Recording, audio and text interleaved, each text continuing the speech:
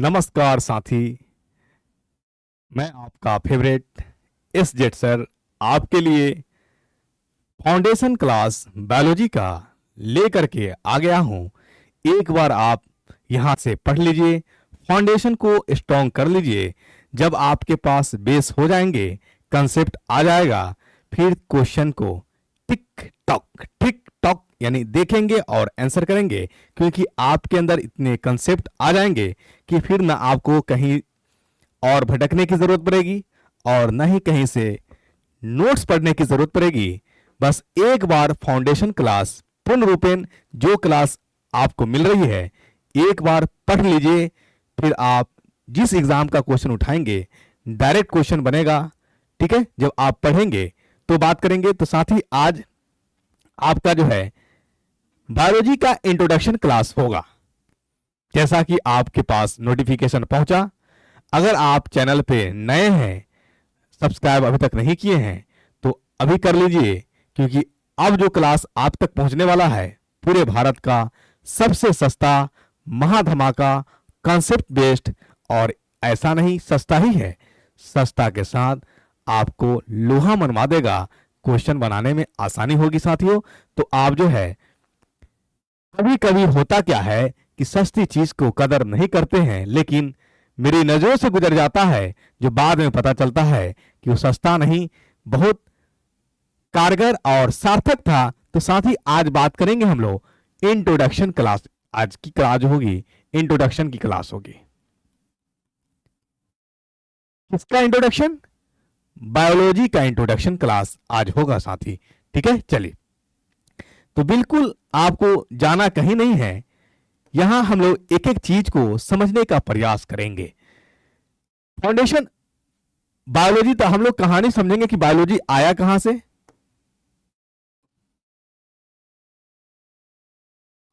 ठीक है, चलिए। बायोलॉजी आया कहां से, इसकी तो चर्चाएं करेंगे ही करेंगे। तो बायोलॉजी में मुझे पढ़ना क्या क्या है, यानी इस प्लेटफॉर्म से आपको बायोलॉजी में जो क्वेश्चन पूछने का आधार रहा है एग्जाम का, तो वो कवर क्या क्या होगा और मुझे पढ़ना क्या क्या पड़ेगा।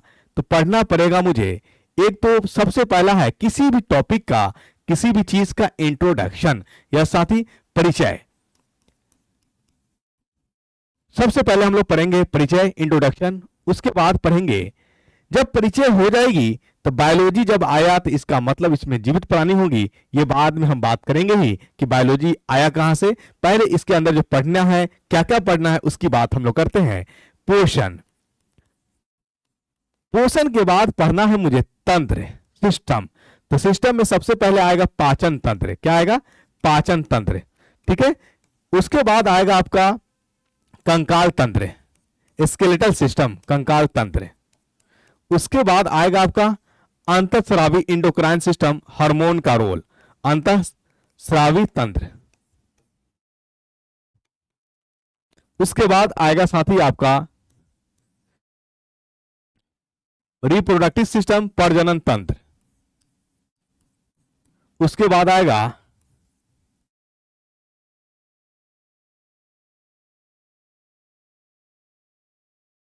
मस्तिष्क तंत्र, नर्वस सिस्टम जिसको कहते हैं। ठीक है साथी, चलिए। उसके बाद आएगा, ये 7 है ना, ये 8 हो जाएगा। उसके बाद आएगा क्या? नियंत्रण एवं समन्वय, नियंत्रण एवं समन्वय। आखिर हम अपने बॉडी को बैलेंस कैसे करते हैं। तो साथी हम लोग जो है बायोलॉजी में जहां से क्वेश्चन पूछता है, तो सबसे पहले कि बायोलॉजी आया कहां से, इसका इंट्रोडक्शन करते हैं। पोषण का पढ़ना है, पाचन तंत्र पढ़ना है, कंकाल तंत्र पढ़ना है, अंतःस्रावी तंत्र पढ़ना है, प्रजनन तंत्र पढ़ना है, मस्तिष्क तंत्र, नर्वस सिस्टम, नियंत्रण एवं समन्वय। और आपका एक आएगा, क्या आएगा? श्वसन, रेस्पिरेटरी सिस्टम, श्वसन तंत्र। ये भी लिख लीजिए आप, क्यों छुपिएगा। उसके बाद जब आएगा ब्लड का एक स्थान से दूसरे जगह जाना, ये कहलाएगा सर्कुलेटरी सिस्टम। क्या कहलाएगा? Circulatory system. ट्रांसपोर्टेशन, परिवहन तंत्र आप कह लीजिए, परिवहन तंत्र। बस इतना क्लियर तो हम लोग का हो जाएगा बायोलॉजी क्लियर।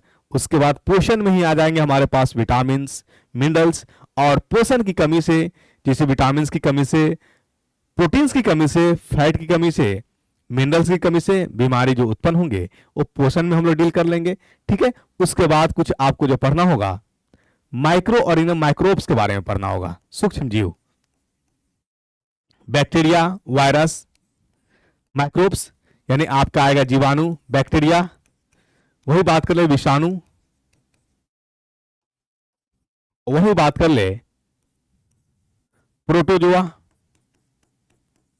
तो साथी ये सब टॉपिक को मुझे क्लियर करना है पॉइंट ऑफ कंपटीशन के व्यू से, तो साथी बने रहें और आपका फेवरेट एसजेड सर से आप पढ़ें, एक बार पढ़ लीजिए, फिर बायोलॉजी के लिए आपको कहीं भटकना नहीं पड़ेगा। फिर बायोलॉजी ही नहीं, केमिस्ट्री की बात करें, फिजिक्स की बात करें, एक बार फाउंडेशन क्लास सिर्फ कर लीजिए, उसके बाद जिस एग्जाम का क्वेश्चन उठाइए एक बार देखिए टिक आउट, एक बार देखिए टिक आउट, इतना लेवल मैं आपको दे दूंगा, ये आपको विश्वास और आश्वासन देता हूं। ठीक है, तो आइए साथी हम बात करेंगे परिचय के बारे में। ठीक है, किसका परिचय? बायोलॉजी का। बायोलॉजी, इसकी हिंदी बात करिएगा तो यह है जीव और विज्ञान। तो यहां से तो स्पष्ट हुआ साथी, क्या हुआ कि जीव विज्ञान है या बायोलॉजी है, ये दो शब्दों से मिलकर के बना है। बिल्कुल यहां तक तो सही समझ में आ रहा है, यानी जीव और विज्ञान। जीव का मतलब होता है जीवित, जीव का मतलब होता है जीवित, और विज्ञान का मतलब होता है अध्ययन। तो आप कहिएगा कि सर ये ऐसे कैसे कर दिए आप, मैं कैसे मान लूं कि जीव का मतलब होता है जीवित, विज्ञान का मतलब होता है अध्ययन। दुनिया प्रमाण खोजती है, तो क्या इसको बताने के लिए कोई साइंटिस्ट आया है क्या? तो जी हां साथी, वैज्ञानिक आए हैं। क्या है? वैज्ञानिक आया। जीव विज्ञान दो शब्द से बना होता है, यानी दो शब्द, एक जीव है एक शब्द, और ये भी एक शब्द है। ठीक है, दोनों मिलकर के हमारे हो गए दो शब्द। यानी सबसे पहले किसी ने कहा था कि बायोलॉजी जो है दो शब्दों से मिलकर बना है। कौन कौन? कौन कौन शब्द? तो एक है बायो और दूसरा है लॉजी, या एक है जीव दूसरा है विज्ञान। ठीक है, चलिए, तो ये दो शब्द मिलकर के बने, एक है बायो और दूसरा है लॉजी। ठीक है, ये जो आया किससे आया बताइए? बायो को जो है साथी, पहली बार वैज्ञानिक ने, दो वैज्ञानिक आए, एक वैज्ञानिक का संबंध तो था, यानी दो शब्द दो वैज्ञानिक, याद रखिए, दो दो, मैं दो तुम दो, हम दो हमारे दो, दो दो का नारा, मतलब बायो और लॉजी में दो शब्द आए, कितने साइंटिस्ट? दो साइंटिस्ट, दो दो दो दो, इस तरह से माइंड में रखना है ताकि एक बार यहां सेट हो जाए, रटना नहीं है। दो वैज्ञानिक आए, दो वैज्ञानिक कौन कौन थे? एक वैज्ञानिक जो था फ्रांस का था, कहां का था? फ्रांस का। एक का नाम था, एक जो था जर्मनी का था। कहां का था? जर्मनी का था। बस जगह का नाम रखिए याद। दो शब्द से मिलकर बना है बायो और लॉजी। दो वैज्ञानिक आए, एक फ्रांस से संबंध रखते थे और एक जर्मनी से संबंध रखते थे। जो फ्रांस से संबंध रखते थे उनका नाम था, उनका नाम था क्या? बोलिए। लेमार्क। लेमार्क। और जो जर्मनी से संबंध रखता था उसका नाम क्या था? बोलिए। उसका नाम था Trevi rhesus. Trevi rhesus. Trevi rhesus, ये थे आपके जर्मनी के, और जो फ्रांस के थे लेमार्क। क्या नाम था? Scientist Lamarck. साथियों, इन्होंने यानी लेमार्क और ट्रेवी रेनस ने क्या कहा? कहा कि बायो जो है और लॉजी दो शब्द से मिलके बना है। बायो का जो शब्द लिया गया बायो से, और लॉजी का जो शब्द लिया वो लोगस से लिया, लोगस। इसका शाब्दिक अर्थ होता है, बायो का मतलब लाइफ, जीवन, ठीक, और लोगस का मतलब होता है शाब्दिक अर्थ स्टडी, का अर्थ होता है अध्ययन। तो यानी इससे यह पता चला कि बायोलॉजी वह होगा बायोलॉजी वो होगा जिसमें जीवित प्राणी के बारे में अध्ययन किया जाएगा। तो बिल्कुल साथी यहां तक क्लियर हुआ होगा कि बायोलॉजी की उत्पत्ति कहां से हुई, यानी बायोलॉजी शब्द की उत्पत्ति जो है भारत के बाहर होती है। दो वैज्ञानिक मिलकर करते हैं, कौन कौन, एक है आपका लेमार्क और दूसरा है ट्रेविरेनस। कब करता है, कभी कभी वर्ष भी पूछ देता है, तो ये आप याद रखिए, उत्पत्ति दो साइंटिस्ट मिलकर के किया, और वर्ष कब, वर्ष 1801 में, 1801 में, ये याद रखिएगा। साथ ही आपसे पूछा जाएगा कि बायोलॉजी शब्द की उत्पत्ति भारत के बाहर हुई, दो साइंटिस्ट मिलकर के किया, जिसमें लोगस का मतलब क्या होता है, तो लोगस का मतलब होता है अध्ययन, स्टडी करना। ठीक है, तो यहां तक याद रखिए। आपसे पूछा जाएगा कि बायोलॉजी के बारे में और कुछ बताया गया क्या, लेमार्क और ट्रेविरेनस के बाद जो है, ट्रेविरेनस और लेमार्क जो है बायोलॉजी के बारे में कुछ बताया क्या, तो नहीं बताया। इसके बाद लेमार्क और ट्रेविरेनस के बाद एक साइंटिस्ट आते हैं, उस साइंटिस्ट का नाम होता है अरस्तु। क्या आता है, यानी इन दोनों के बाद जो है आगमन होती है एक साइंटिस्ट का, जिसका नाम है अरस्तु। क्या नाम है, अरस्तु, परस्तु। अरस्तु कहता है पहली बार कि बायोलॉजी जो है विज्ञान की एक शाखा है। तो अब आपसे एक प्रश्न बन गया, किसने कहा था कि बायोलॉजी विज्ञान की एक शाखा है, अरस्तु ने कहा। ये पूछा हुआ क्वेश्चंस, और आप एक क्वेश्चन तैयार कर लिए। ठीक है, चलिए, यानी अरस्तु जो है जगह दिया बायोलॉजी को विज्ञान की शाखा के रूप में, यानी विज्ञान की शाखा है जीव विज्ञान। ठीक है, चलिए, जीव विज्ञान यहां तक क्लियर हुआ, यानी बायोलॉजी विज्ञान की शाखा है जीव विज्ञान, ये बताया अरस्तु।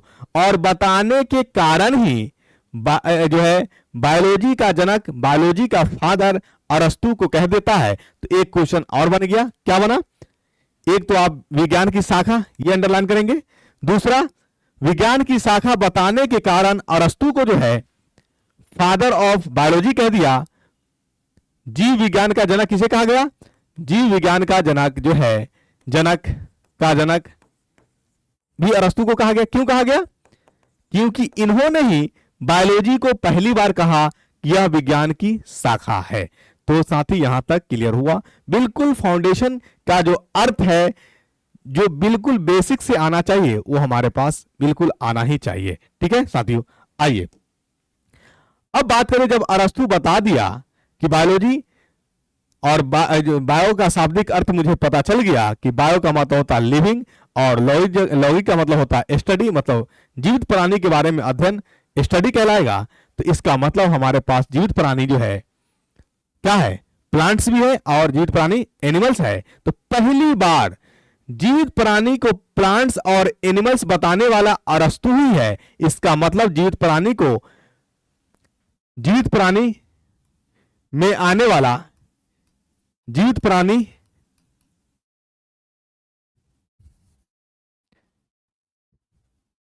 जीवित प्राणी में आने वाला कौन है, हमारे पास प्लांट्स है और एनिमल्स है। तो आप लिखेंगे, क्या लिखेंगे, बोलिए, वनस्पति और जंतु विज्ञान। वनस्पति और जंतु विज्ञान पहली बार वर्गीकरण किया गया पौधे में और जंतु में, कौन किया बताइए, ये करने वाला अरस्तु ही है। तो आप कह सकते हैं कि पहली बार सर्वप्रथम बायोलॉजी को क्लासिफिकेशन किया गया प्लांट्स में और एनिमल्स में, वो व्यक्ति कौन था, ये अरस्तु ही था। तो ये आप करते चलेंगे, क्लियर बन जाएगा। आप एक बार कंसेप्ट क्लियर, फिर तो वारे न्यारे लगा देंगे, क्वेश्चन का कोई पावर ही नहीं रहेगा कि जो आपके आगे निकल जाए। ठीक है, तो क्वेश्चंस बनते हुए चला, ये भी क्वेश्चन पूछा था कि पहली बार सर्वप्रथम बायोलॉजी को वनस्पति और जंतु विज्ञान में वर्गीकरण किया गया, किसके द्वारा, तो अरस्तु के द्वारा। ठीक है, चलिए, लेकिन आगे चल करके जंतु विज्ञान के बारे में जो अध्ययन किया पहली बार वो अरस्तु ही है, और प्लांट्स के बारे में जो अध्ययन किया वो आपका साइंटिस्ट था, क्या नाम था, बोलिए, साइंटिस्ट का नाम क्या था? वनस्पति के बारे में, वनस्पति के बारे में जो पहली बार जो अध्ययन किया उस साइंटिस्ट का नाम था थियोफ्रेस्टस। क्या नाम था? थियोफ्रेस्टस। लिखते चलिएगा। थियोफ्रेस्टस पहली बार जब अध्ययन किया और अध्ययन करने के कारण इसको बोला गया फादर ऑफ वनस्पति, फादर ऑफ यानी वनस्पति का जनक या फादर ऑफ बोटनी। वनस्पति को इंग्लिश में बोटनी कहते हैं। क्या कहते हैं? बोटनी। तो आप लिख सकते हैं थियोफ्रेस्टस जो है जनक है किसका? वनस्पति का। इसी को आप कहते हो क्या? फादर ऑफ, फादर ऑफ, ये तो पापा है। फादर ऑफ किसका पापा है? ये प्लांट्स का पापा है, पादप का जनक है। ठीक है। अरस्तु जो है जंतु विज्ञान यानी जंतु के बारे में पहली बार अध्ययन किया। कौन है? अरस्तु है। ठीक है। चलिए, इसीलिए अरस्तु को जो है फादर ऑफ जूलॉजी कहा गया। क्यों? जूलॉजी का मतलब ही होता है जंतु, जू मतलब जंतु, एनिमल, जू से एनिमल लिया गया है। ठीक है। लोगी मतलब अध्ययन, जंतु विज्ञान, इसीलिए इसको बोला गया फादर ऑफ जूलॉजी। तो आप अरस्तु के संबंधित में दो बातें याद रखेंगे। साथ ही आपसे पूछा जाएगा कि फादर ऑफ बायोलॉजी कौन है। तो फादर ऑफ बायोलॉजी जो है कौन है? अरस्तु है, अरिस्टोटल। और फादर ऑफ जंतु विज्ञान कौन है? तो फादर ऑफ जंतु विज्ञान भी आपका अरिस्टोटल ही है। तो दो बातें हो गई। ये याद रखना ही किसके बारे में? अरस्तु के बारे में। वहीं पे साथ ही आपसे पूछा जाएगा कि वनस्पति का जनक किसे कहा जाता है? तो वनस्पति का जनक थियोफ्रेस्टस को कहा जाता है। साथ ही आपसे पूछा जाएगा कि बायोलॉजी के कितने पार्ट्स हैं, बायोलॉजी के कितने पार्ट्स हैं, कितने के बारे में मुझे पढ़ना पड़ेगा। तो बायोलॉजी का जो होता है, एक होता है बेसिक बायोलॉजी और एक होता है अप्लाइड बायोलॉजी, जिसको आप बेसिक मतलब साधारण दिनचर्या पार्ट से संबंधित हम बात करेंगे तो हमारा कहलाएगा बेसिक बायोलॉजी। ठीक है। और जिसको हम अपने जीवन में अप्लाइड करेंगे, जैसे आप अपने स्वास्थ्य को सही रखने के लिए किसी मेडिसिन का लेते हैं तो मेडिसिन बायोलॉजी के देखते हुए बनाई जाती है। तो मेडिसिन जो है वो अप्लाइड हुआ आपके शरीर पर और आपके शरीर का जो अंग हुआ उस मेडिसिन को एब्जॉर्ब हुआ। तो जो आपके शरीर के अंदर है वो आपका बायोलॉजी का पार्ट्स है, बेसिक बायोलॉजी है। जो आप मेडिसिन लिए वो उस शरीर पे अप्लाइड हुआ तो वो कहलाएगा अप्लाइड बायोलॉजी। तो इसका मतलब हो गया कि एक जिसमें कोई इंटरफेयर नहीं होगा, अपने से खुद ही रहेगा, उसी को कहेंगे हम लोग बेसिक बायोलॉजी। और जिसपे अप्लाइड किया जाएगा वो हमारा कहलाएगा अप्लाइड केमिस्ट्री। तो साथ ही याद रखेंगे बायोलॉजी के बारे में, तो बायोलॉजी जो है दो तरह के होते हैं। एक होता है बेसिक बायोलॉजी और एक होता है अप्लाइड बायोलॉजी। मेडिसिन का जो भी टर्म होगा, मेडिसिन औषधि का संबंधित आपका अप्लाइड केमिस्ट्री से है, सॉरी अप्लाइड केमिस्ट्री बोला गया, अप्लाइड बायोलॉजी से है। वहीं बेसिक बायोलॉजी, तो बेसिक बायोलॉजी में तीन चीजें आएंगे हमारे पास। कौन कौन आएंगे? एक तो आएगा वनस्पति, एक आएगा आपका जंतु और एक आएगा आपका माइक्रोब्स, सूक्ष्म जीव, सूक्ष्म जीव। साथी ठीक है। तो वनस्पति विज्ञान का खोज किसने किया? बिल्कुल साइंटिस्ट लिखते चलिए ताकि रिकॉल हो जाए। मैंने तो इसे पहले लिख ही दिया है, थियोफ्रेस्टस। जंतु की बात करें तो जंतु का खोज किसने किया? जंतु विज्ञान के बारे में पहली बार अध्ययन किसने किया? तो जंतु विज्ञान के बारे में पहली बार अध्ययन जो है कौन किया? बताइए, नहीं बताइएगा। चलिए, जंतु विज्ञान के बारे में अरस्तु है। कौन है? अरस्तु है। सूक्ष्म जीव, सूक्ष्म जीव में आने वाला बैक्टीरिया, सबसे पहले बैक्टीरिया को खोजा एंटोनी वॉन लीवेनहोग। मतलब माइक्रोब्स के खोजने वाले कौन है scientist? Antonie van Leeuwenhoek. A V Leeuwenhoek लिख लीजिए, लीवेनहुक, ये रखिए साइंटिस्ट का नाम। और यहां तक का थोड़ा सा एक प्रोफार्मा ले लीजिए, स्क्रीनशॉट ले लीजिए ताकि आपको क्लियर हो जाए। ठीक है। चलिए चलिए साथी, अब थोड़ा सा मैं यहां पे होल्ड करने जा रहा हूं, रोकने जा रहा हूं। क्या?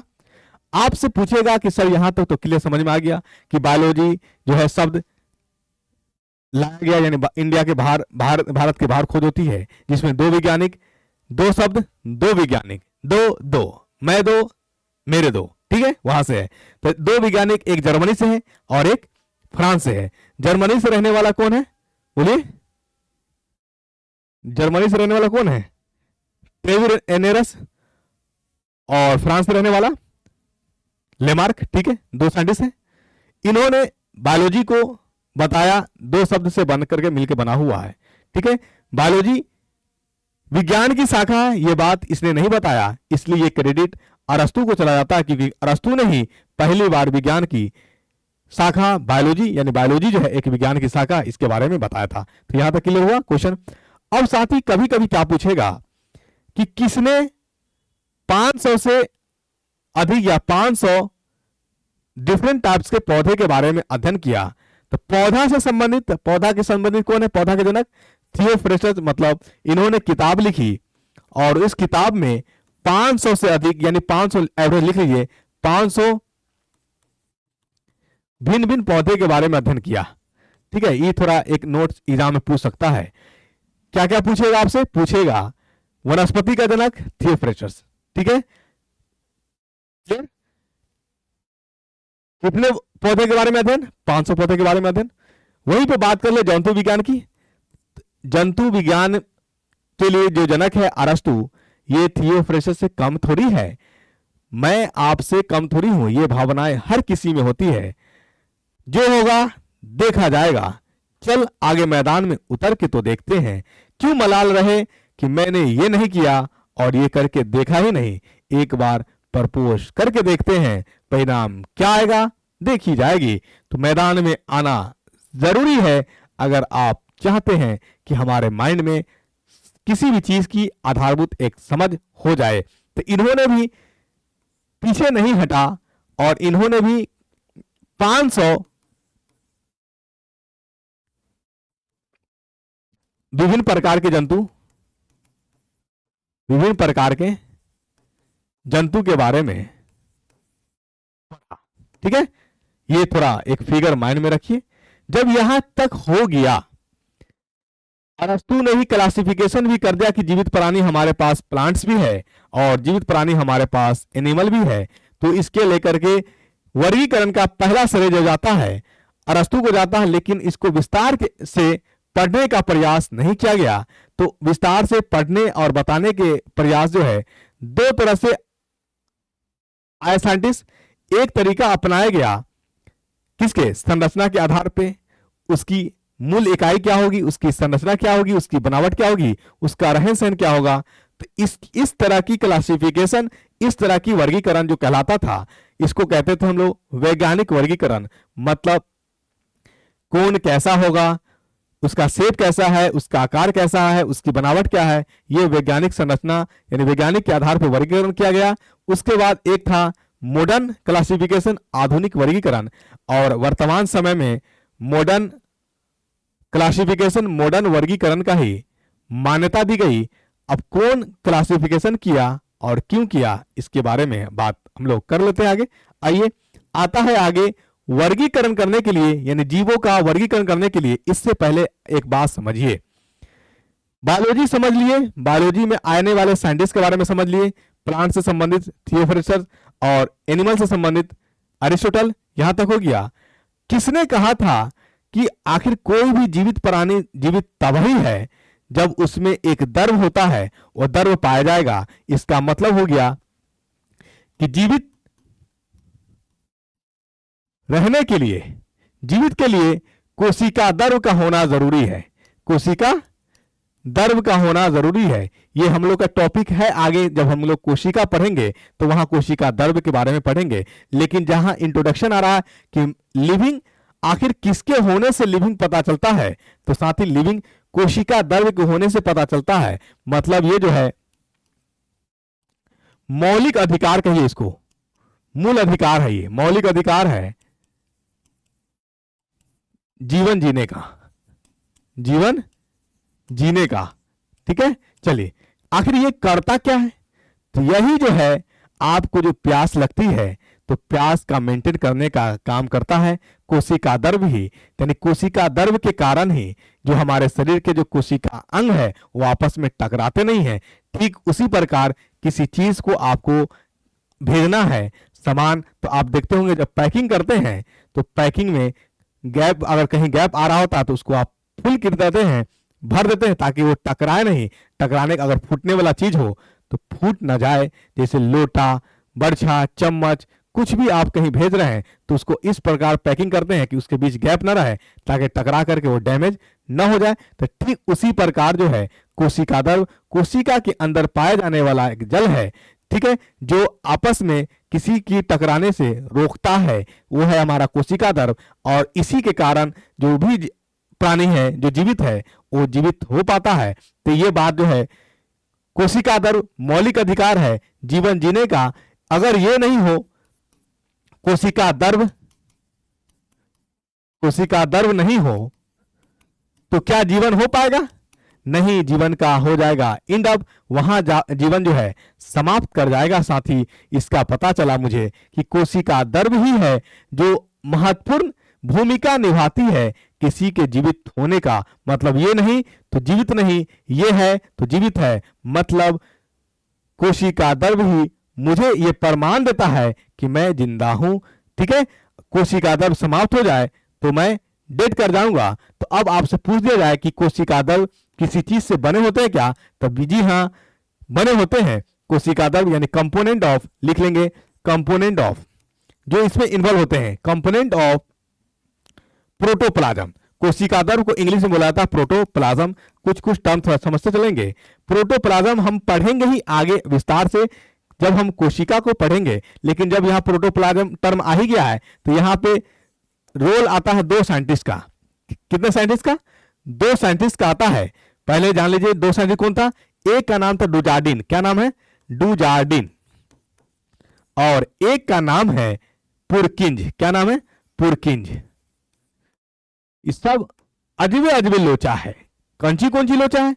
डुजार्डिन पसंद करता था प्रोटोप्लाज्म को और उन्होंने प्रपोज कर दिया, लेकिन प्रोटोप्लाज्म निकली बहुत ही बेवफा और उसने पसंद कर लिया पुरकिंज को। किसको? पुरकिंज को। इसका मतलब हुआ कि नाम किसी और का बदनाम हुआ और लड्डू कोई और ले रहा है। तो ये पता चला कि प्रोटोप्लाज्म टर्म जो है प्रपोज करने वाला है डुजार्डिन और सारे क्रेडिट जाता है पुरकिंज को। प्रपोज किसी और ने किया और लाभ किसी और ने उठाया। तो डुजार्डिन ने इसकी विफलता का कारण ही हुआ कि आप सिर्फ प्रपोज करके छोड़ दिए, उसको आप फॉलो नहीं किए। क्या उसका पसंद है, क्या चीज वो लाइक करते हैं, तो इस चीज को आपने पढ़ने और परखने का प्रयास नहीं किया। क्यों भला किया जाए? क्योंकि समय का जो अभाव है। तो याद रखिए, हर चीज मांगता है समय, हर चीज मांगता है समय। समय नहीं दोगे तो अपने भी पीछे हो जाएंगे। ठीक है, चलिए। तो डुजार्डिन ने सिर्फ टर्म दिया प्रोटोप्लाज्म का, उसके बारे में बताया नहीं। पुरकिंज बताया कि कोशिका के अंदर जेली लाइक सब्सटेंसेस है जो वही क्या करता है, अदर कोशिका अंग को ऊर्जा देने या कोशिका अंग को आपस में टकराने से बचाता है, जिसके कारण कोशिका अंग प्रॉपर रूप में काम करने के लिए क्या रहता है, एक्टिव रहता है। यह बात बताया पुरकिंज, इसीलिए इसने क्रेडिट ले लिया। ठीक है, चलिए। ठीक उसी तरह से आपके दो साथी, एक है थोड़ा मध्यम और एक है चालाक। मध्यम ने प्रपोज किया और चालाक ने उसे अटैक कर लिया, ले लिया, क्योंकि अपना चालाकी दिखा दिया। ठीक वही था पुरकिंज की कहानी। बात तो वही थी जो डुजार्डिन ने किया, लेकिन डुजार्डिन उसके बारे में कभी कुछ बताया नहीं था। ठीक है, तो अब आते हैं कंपोनेंट ऑफ कोशिका द्रव्य किसके किसके बने होते हैं साथी। तो कंपोनेंट ऑफ प्रोटोप्लाज्म लिख लेंगे आप। तीन चीज का बना होता है, तीन चीज मेनली। एक होता है जल, इसे पानी जो होता है 90% होता है। अगर इससे 1% की कमी हो, 90 से 1% की कमी आ जाए तो आपको लगेगी प्यास, लेंगे पानी पिएंगे और हो जाएंगे ताजा, रिलैक्स, कूल कूल। ठीक है, ठंडा ठंडा, क्योंकि पानी जो शरीर के अंदर गया है। वही बात करें दूसरा है प्रोटीन। प्रोटीन कितना परसेंट? 7%। वही बात कर ले आपसे कार्बोहाइड्रेट की। किसकी? कार्बोहाइड्रेट की। कार्बोहाइड्रेट होता है 2%। बच गया आपका 1%, तो 1% होता है कोई अन्य, यानी उसमें वसा भी आ गए, लिपिड्स भी आ गया, मिनरल्स भी आ गया, एक ही परसेंट में सबको समझौता करके रख लेना है। वसा कहेगा हम रहेंगे भाई, और प्रोटीन कहेगा प्रोटीन तो 60% अकेले है, लिपिड्स कहेगा कि हम को रख लेता, हमको भी रख लेता तो थोड़ा अच्छा होता, और वहीं से खनिज है, मिनरल्स पदार्थ, कह रहा कि हमारा छाड़ दिया है तुम नहीं, हम जो है एनर्जी दे रहे हैं, तुम हम ही को छाड़ दिया है, रुको रुको तुमको बताते। तो कहेगा बस ना छोड़ छोड़ तुम ही आतू है, आप बगले में, आप तू सट यहाँ पे रह, बगल में रह, हाँ थोड़ा सा रहिए, थोड़ा सा जगह लिए। तो वही बात है कहानी इसका, 1% में, 1% में मार चल रही है या 90% में राज हो रही है, 1% में मार चल रही है और 90% में राज हो रही है साथी। ठीक है, तो ये था कहानी किसका, कोशिका द्रव का जो बना होता है। और अगर आपसे साथी क्वेश्चन पूछेगा, क्या पूछेगा कि किसने कहा था कि कोशिका द्रव जो है मौलिक अधिकार है जीवन जीने का, ये कहा था हॉक्सले ने। अगर हम, या कोशिका, यानी हॉक्सले ने कहा कि अगर कोशिका द्रव नहीं रहे तो जीवन समाप्त हो जाए। तो इसको थोड़ा VVI करके पॉइंट लिख लीजिए, इसको तो मैं जितना बार कहूं थोड़ा इसको नोट करिएगा, क्योंकि बहुत इंपॉर्टेंट क्वेश्चन है, बन सकता है। क्या बनेगा, कोशिका द्रव नहीं तो जीवन नहीं, कोशिका द्रव नहीं तो जीवन नहीं, क्योंकि यही मूल है, मूल फंडा है, मूल अधिकार है, जीवन नहीं। ये बात कौन कहा, हॉक्सले ने कहा, साइंटिस्ट का नाम रखिए हॉक्सले। ठीक है, चलिए तो यहां तक क्लियर हुआ कोशिका द्रव, इसकी विस्तार हम लोग पढ़ेंगे, क्योंकि फाउंडेशन बेस आया कहां से, किसने क्या इसका प्रयोग किया, किसने यूज किया, आपको जरूरत तो है किसकी, एक एक क्वेश्चन बनने का तो प्रयास हमारा है, क्वेश्चन बने ही बने। तो यानी मार जो चल रही थी उस मार में शामिल हो गया। चलिए अब आते हैं हम लोग कि जीवों का वर्गीकरण तो हुआ, पहले ही हो गया, किसके किसके द्वारा हुआ, बोलिए किसके द्वारा, एक ही के द्वारा हुआ, अरस्तु के द्वारा, जिसने प्लांट्स को और एनिमल्स को दो पार्ट्स में बांटा। लेकिन उन्होंने अध्ययन जो है किसी एक को ही कर लिया। अरस्तु जो है जंतु विज्ञान को अध्ययन किया और वनस्पति विज्ञान के अध्ययन करने के लिए आता है थियोफ्रेस्टस। तो ये कहानी अलग हो गई। दूसरा उसके जगह ले लिया आपका कौन, एक साइंटिस्ट आता है, उसका नाम होता है कार्ल लिनियस। क्या आता है, कार्ल लिनियस साइंटिस्ट है, नाम है कार्ल लिनियस। कारा है, ये कारा है, क्या है, कारा साइंटिस्ट। चलिए तो जीवों का वर्गीकरण हमारे पास क्यों जरूरत पड़ी, वर्गीकरण की जरूरत क्यों पड़ी, वर्गीकरण की जरूरत पड़ी कि कुछ ऐसे भी जीव है, ठीक है, जो एक ही स्थान पर रुकता है, जिंदा तो है, कुछ ऐसे जीव है जो एक स्थान से दूसरे स्थान पर जाता है। मतलब एक है मूवेबल और एक है नॉन मूवेबल। तो मूवेबल जो है वो हमारा जंतु है, नॉन मूवेबल जो है हमारा क्या है, बोलिए पौधा है। ठीक है, तो जीवों का वर्गीकरण, इसको वर्गीकरण करने के लिए दो वैज्ञानिक आते हैं। कितने वैज्ञानिक आते हैं, दो वैज्ञानिक। एक वैज्ञानिक का नाम होता है जॉन रे, जॉन रे मतलब नाम ही है जॉन रे, ठीक है, जॉन रे। एक वैज्ञानिक का नाम है जॉन रे और दूसरे वैज्ञानिक का नाम है कैरोलस लिनियस। ठीक है, चलिए आखिर दोनों का तरीका क्या रहता है, आधार क्या रहता है। इसका तरीका रहता है वैज्ञानिक आधार। तो बस वैज्ञानिक लिखिए, आधार, वर्गीकरण करने का आधार वैज्ञानिक। आपसे प्रश्न बनेगा, क्या बनेगा कि जीवों का वर्गीकरण किया गया वैज्ञानिक तौर पे किसके द्वारा। तो ये आपका आंसर, ये मेरा जान है, ये तो जान है, जॉन रे के द्वारा। ठीक है, चलो वहीं पे कहेगा कैरोलस लिनियस। तो कैरोलस लिनियस ने वैज्ञानिक आधार पे वर्गीकरण नहीं किया जीवों का। कैसे किया, इसने आधुनिक आधार पे किया। मॉडर्न क्लासिफिकेशन का श्रेय किसका जाता है, बोलिए, आधुनिक वर्गीकरण, यानी वह आधुनिक वर्गीकरण का क्रेडिट किसे लिया, ये लिया कैरोलस लिनियस ने। और आधुनिक वर्गीकरण करने के बाद इन्होंने 4 किताबें लिखी। कितनी किताबें, 4 किताबें लिखी। और उस किताबें में उस आधुनिक वर्गीकरण का जिक्र किया। तो आपसे पूछा जाएगा कि 4 किताब कार्लस लिनियस का कौन कौन है। ठीक है, कौन कौन है। तो इन्होंने 4 किताबें लिखी। कार्ल लिनियस कितने किताब, 4 बुक्स। क्या क्या नाम है, तो चारों बुक्स का नाम लिखिए। चलिए, चारों बुक का क्या क्या नाम है। एक का नाम है आपका, ठीक है, जेनेरा, जेनेरा प्लांटेरम, प्लांटारम। एक का नाम है क्लासेस, ग्लासेस लिखा गया क्या, क्लासेस प्लांटारम, प्लांटारम। एक का नाम है फिलोस्फिका, फिलोस्फिका, फिलोस्फिका प्लांटारम। और एक का नाम है सिस्टेमा नेचुराई, सिस्टेमा नेचुराई। यहां तक क्लियर हुआ। सिस्टेमा नेचुराई में ही उसने जो वर्गीकरण किया है, आधुनिक वर्गीकरण, इसका जिक्र करता है। और यहां से ये लेकर के आता है क्या, बोलिए, यहां से लेके आता है बबुआ दो गो बेटा। सिस्टेमा नेचुराई से कितना बेटा, दो बेटा आता है। कौन, कार्लिनियस, कार्लिनियस दो बेटा लेके आता है। एक बेटा का नाम होता है, बोलिए, प्लांट किंगडम, और एक बेटा का नाम होता है एनिमल किंगडम। इसका मतलब साथी आपसे पूछा जाएगा क्या, कि कार्ल लिनियस के द्वारा लिखा हुआ वो किताब कौन सी है जिसमें दो जगत, किंगडम को बोला जाता है जगत, दो जगत का चर्चाएं हैं।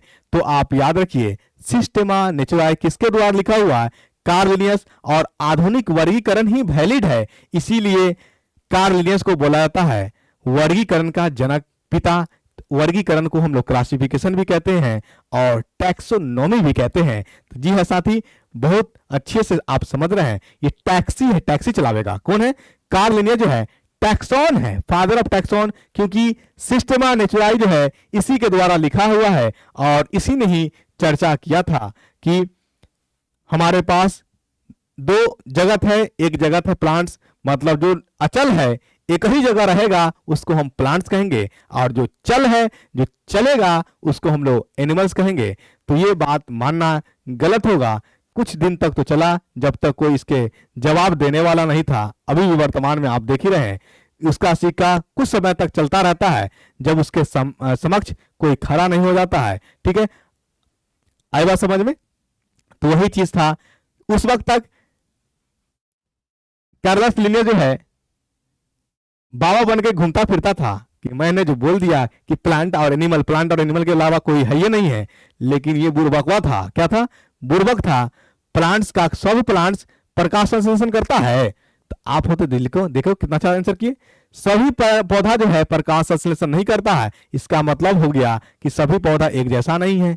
वही बात करिए एनिमल की, कि क्या सभी एनिमल जो है जमीन पे ही रहते हैं, तो ये भी कहिएगा कि नहीं, कुछ जो है पानी में भी रहता है। तो इसका मतलब कि सभी एनिमल भी एक जैसा नहीं है। तो इसीलिए इसके कटाक्ष में इसके बात को काटने के लिए एक वैज्ञानिक आता है, उसका नाम होता है आर.एच. वाइटेकर। उसकी कहानी हम आगे में बात करेंगे।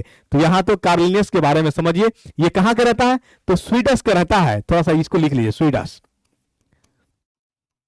ठीक है ना। 1758 61 71 की बात करता है, यानी 58 के समय में, 61 या 58 ये डेट है जिस समय में कार्ल लिनियस जो है वर्गीकरण करता है, किसको, आधुनिक वर्गीकरण। और ये 4 किताब लिखता है। एक किताब का नाम होता है जेनेरा प्लांटेरम, क्लासेस प्लांटेरम और फिलोसफिका प्लांटेरम। सिस्टेमा नेचुराई, सिस्टेमा नेचुराई में ही उसने दो जगत का जिक्र करता है और दो जगत देता है। टू किंगडम ऑफ क्लासिफिकेशन का श्रेय कार्ल लिनियस को जाता है। टू किंगडम में कौन आता है, प्लांट्स और एनिमल्स। तो आपसे क्वेश्चन क्या बनेगा, क्वेश्चन पूछेगा आपसे कि दो किंगडम क्लासिफिकेशन किसने दिया, कार्ल लिनियस ने दिया। क्लासिफिकेशन जो वैलिड रहा उसको हम लोग टैक्सोनॉमी कहेंगे। तो आपसे पूछा जाएगा कि father of taxonomy, father of वर्गीकरण, यानी वर्गीकरण का जनक कौन है, तो वर्गीकरण का जनक कार्ल लिनियस है। बिल्कुल, कितना अच्छा बोल रहे हो।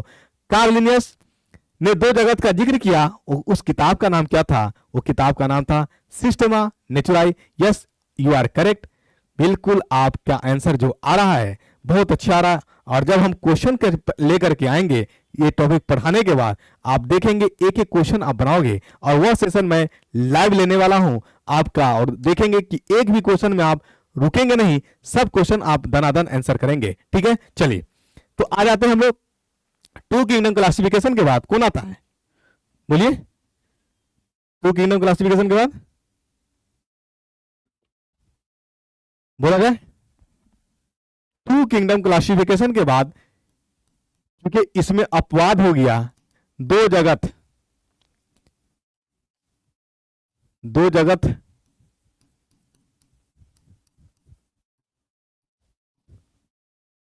में सभी पौधे एक जैसे नहीं हैं और सभी जानवर एक जैसे नहीं हैं। इस बात को विटेकर ने पढ़ा 1969 की बात करेंगे। किसकी बात करेंगे? 1969 में, ठीक है। 1969 में इसके कटाक्ष में साइंटिस्ट आता है विटिकर, RH विटिकर, ठीक है।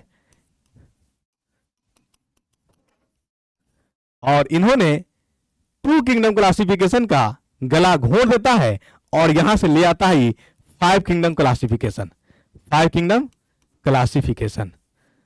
वाह क्या बात है, 5 जगत। यानी अब आपसे बोला जाएगा कि 5 जगत का श्रेय किसे जाता है, तो 5 जगत का श्रेय जो है वो RH वाइटिकर का जाता है, ठीक है। बहुत अच्छा। आखिर इसने क्या क्या देखा और क्या इसके माइंड में चला जिसके कारण इसने 5 किंगडम क्लासिफिकेशन दे दिया? तो इसने देखा कि जंतु हमारे पास 2 तरह के हैं जो जीवित हैं, एक है प्लांट्स और एक है एनिमल, ठीक। बहुत अच्छा। प्लांट्स में एक कुछ पौधे हैं बहुत बड़ा और कुछ है छुटकू छुटकू। तो इसका मतलब यह हुआ कि पौधे छोटा भी है और पौधे बड़ा भी है। तो छुटकू जो था जिसमें ना पत्ती का पता था न जड़ को पता था, तो इससे यह पता चला कि उसमें न जड़ है न पत्ती है। तो इसका हो सकता है कि एक ही कोशिका हो। जैसे अगर कहे ये हथवा है और ये मुंडिया है, तो मुंडिया का काम जो है कुछ और है और हथवा का काम कुछ और है, मतलब इसका फंक्शन कुछ और हो गया और इसका फंक्शन कुछ और हो गया, मतलब 2 चीज दिखा तो 2 काम आ गए। तो ठीक उसी तरह से जैसी चीजें बढ़ेंगी तो उसका फंक्शन बढ़ेगा और चीजें एक ही रहेगा तो फंक्शन उसका क्या रहेगा? सिस्टम लिमिटेड रहेंगे। जब चीजें बढ़ेगी और सिस्टम में जब क्या होगा, उसका स्टेप बाय स्टेप जब इंक्रीज करेगा तो उसका वर्कलोड भी बढ़ेगा। तो ठीक उसी प्रकार था कि कुछ पौधे जो थे सिंपल दिख रहे थे और कुछ पौधे जटिल दिख रहे थे। तो ठीक उसी प्रकार की बात आई जंतु में भी। तो कुछ जंतु जो है छोटे छोटे दिख रहे थे और कुछ जंतु बहुत बड़े बड़े दिख रहे थे। तो सबसे पहले आया इसके माइंड में कि हो सकता है कि कोशिका सेल, यानी हर एक शरीर का निर्माण होता है कोशिका से ही होता है। ये इंट्रोडक्शन के बाद कोशिका ही टॉपिक स्टार्ट होगा। यानी हर एक वस्तु का जो है, यानी हर एक चीज का निर्माण कोशिका से होता है, छोटी छोटी कोशिका। तो कुछ ऐसे भी जंतु है जो एक कोशिका का बना हुआ है और कुछ ऐसे जंतु है जो एक से ज्यादा कोशिका का बना हुआ। कुछ जंतु ऐसे हैं जिसमें केंद्रक नहीं पाया जा रहा है, न्यूक्लियस नहीं पाया जा रहा, और कुछ जंतु ऐसे हैं जिसमें केंद्रक पाया जा रहा है। तो साथी RH वाइटेकर के माइंड में सबसे पहले आया केंद्रक पाया जाना और केंद्रक नहीं पाया जाना। तो जिसमें केंद्रक पाया गया उसको बोला गया प्रोकैरियोटिक प्रिमिटिव। तुम तो मेरे पहली हो, तुम तो मेरे पहली हो। क्या है? पहली प्यार, प्रोकैरियोटिक। और वही प्यार जब सच्चा हो जाए तो यूकैरियोटिक, ठीक है। मतलब उसमें प्रोकैरियोटिक पहला है, ये असमंजस है, होगा नहीं होगा, होगा नहीं होगा। आज जब हो जाए, पहला प्यार मिल जाए तो उसे हकीकत बदल गया तो ये ट्रू हो जाएगा। तो यानी पहली बार इसके माइंड में जो आता है वो केंद्रक के लेकर के आता है कि किस कोशिका में केंद्रक पाया जाएगा और किस कोशिका में केंद्रक नहीं पाया जाएगा। संरचना के आधार पे इसने क्लासिफाई किया प्रोकैरियोटिक को। क्या किया? प्रोकैरियोटिक, क्योंकि उस समय जीवाणु बैक्टीरिया एग्जिस्ट कर रहे थे, ठीक है। प्रोकैरियोटिक, इसमें प्रोकैरियोटिक में क्या होता है, केंद्रक नहीं पाया जाता, केंद्रक नहीं पाया जाता, ठीक है। और यूकैरियोटिक में जो होता है केंद्रक पाया जाता है। तो ये माइंड में था किसके? RH वाइटेकर का, ठीक है ना। तो ये बात आप बिल्कुल माइंड में आप रखिएगा, है ना। चलिए यहां तक क्लियर हुआ? समझ में आ रहा है कि नहीं आ रही है? यूकैरियोटिक। तो प्रोकैरियोटिक में आने वाला जो भी था उसको, यानी बैक्टीरिया फैमिली से जो आने वाला था उसको प्रोकैरियोटिक बोला, उसको जो है मोनेरा बोला। क्या बोला? मोनेरा है। बस सिर्फ नाम सुनिए, इसके बारे में हम लोग 5 किंगडम क्लासिफिकेशन आगे लेकर के ही आएंगे, ठीक। यूकैरियोटिक में कुछ ऐसे भी थे जो जिसमें केंद्रक तो पाए जा रहे थे वो एक कोशिका का भी था और एक से ज्यादा कोशिका, तो एक कोशिका का बोला गया, बोलिए, यूनिसेल्युलर, और एक से ज्यादा कोशिका वाले को बोला गया बहुकोशिकीय, ठीक है, मल्टीसेल्युलर। तो इसमें जो है एक सेल वाला एक कोशिकीय और था दूसरा बहुकोशिकीय। तो एक कोशिकीय जो था, यहां ले लेते हैं यूकैरियोटिक,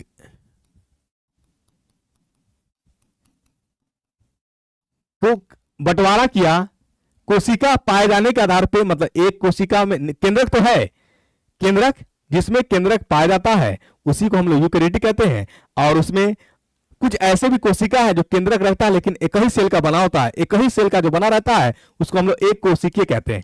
क्या कहते हैं? एक कोशिकीय, ठीक है। और एक से ज्यादा जो कोशिका का बना होता है उसको हम लोग बहुकोशिकीय कहते हैं। क्या कहते हैं?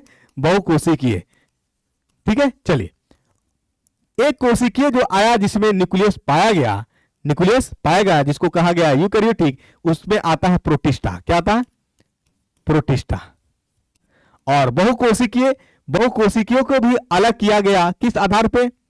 इसको अलग किया गया कोशिका भित्ति के आधार पे, क्योंकि जंतु जो है, बड़े बड़े पौधे और बड़े बड़े जंतु एक कोशिका से ज्यादा मिलकर बना होता है साथी, तो इसीलिए उसने एक कोशिका भित्ति लाया। इसको अलग करने के लिए आधार कौन लाया?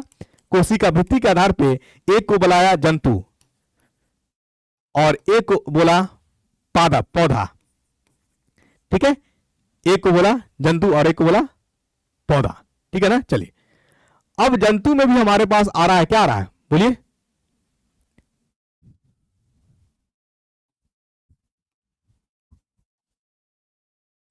पादप की बात कर लीजिए। आइए, पादप कुछ ऐसे पौधे थे जो प्रकाश संश्लेषण के द्वारा भोजन को बना पाते थे और कुछ ऐसे पौधे थे जो प्रकाश संश्लेषण नहीं कर पाते थे। मतलब पौधे में भी आ गया अब प्रॉब्लम, कुछ ऐसा पौधा है जो भोजन बना रहा है, कुछ ऐसा पौधा है जो लालची की तरह देख रहा है, हाँ मिल जाएगा तो खा लेंगे, अरे मिल जाएगा, बड़ा पौधा लेकिन नहीं बना पाएगा। क्यों नहीं बना पाएगा? क्योंकि उसके पास क्लोरोफिल नहीं है। पशु छुन्नर की तरह देखेगा कि कहीं से कुछ मिल जाए, ठीक है। चलो, तो पादप को भी क्लासिफाई किया गया किसके आधार पे? प्रकाश संश्लेषण के आधार पे। मतलब एक कोशिका से तो ज्यादा है लेकिन प्रकाश संश्लेषण कोई कर रहा है और कोई नहीं कर रहा है, तो इसके लिए ये कहानी हो गई अलग इसकी। तो प्रकाश संश्लेषण में आ गया जो प्रकाश संश्लेषण करेगा, जो फोटोसिंथेसिस करेगा, जागा देगा, फोटोसिंथेसिस करेगा, तो उसको हम लोग कहेंगे क्या? पादप, ठीक है। मल्टीसेल्युलर पौधा हो गया। जो फोटोसिंथेसिस नहीं करेगा उसको हम लोग कहेंगे, इसमें फोटोसिंथेसिस नहीं होगा, इसको हम लोग कहेंगे कवक। क्या कहेंगे? कवक, ठीक है। चलो, आएगा समझ में? अब जंतु में भी आ जाइए, जंतु लीजिए। जंतु आपका क्या हो गया?